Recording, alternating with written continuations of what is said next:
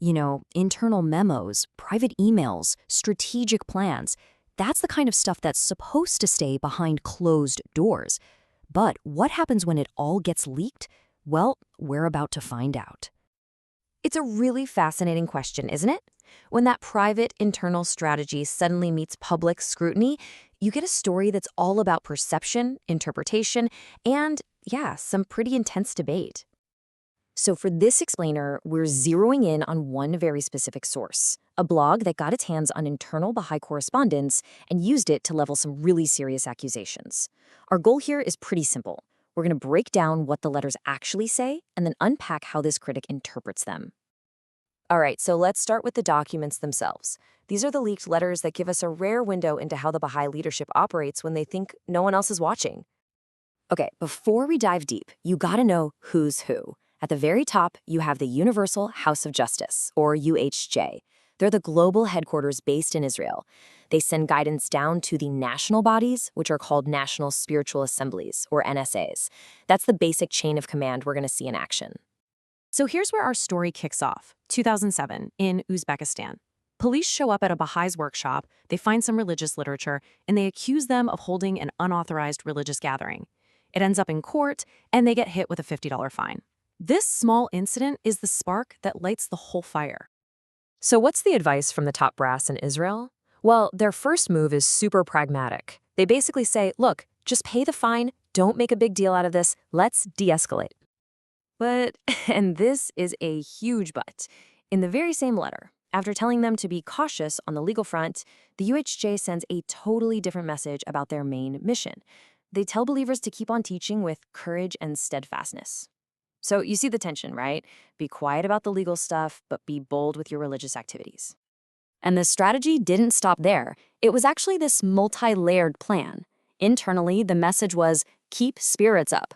But externally, they were told to engage with everyone, from the local cops all the way up to friendly officials at the national level.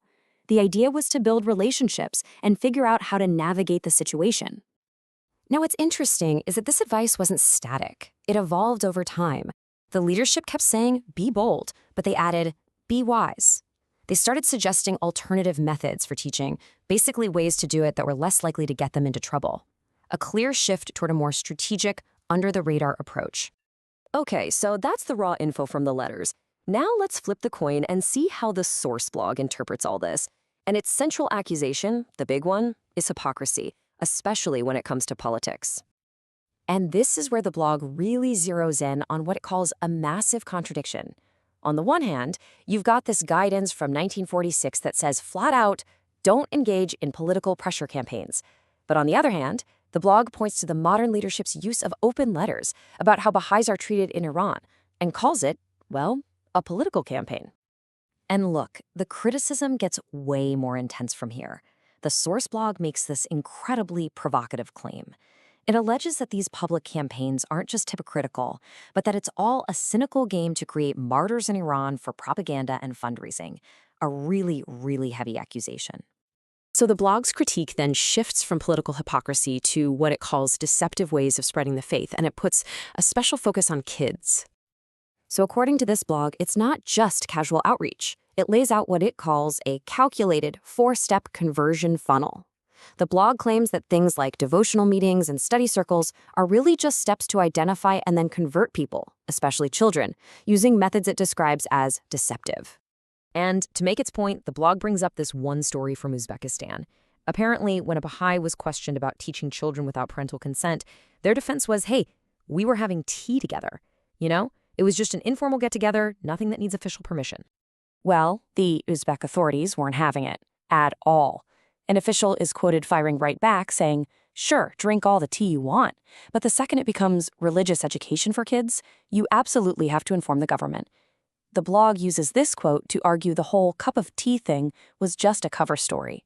So was this Uzbekistan thing just a one-off? According to the source blog, no way. They argue it's actually part of a much bigger global playbook.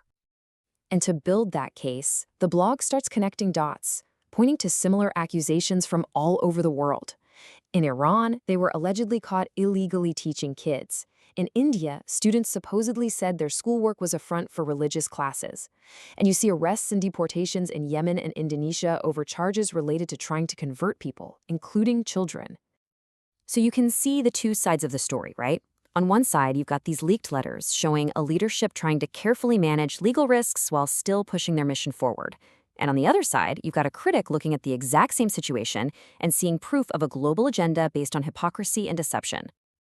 And that really leaves us with this big, difficult question that goes way beyond just this one case. For any global organization, religious or not, where is that line?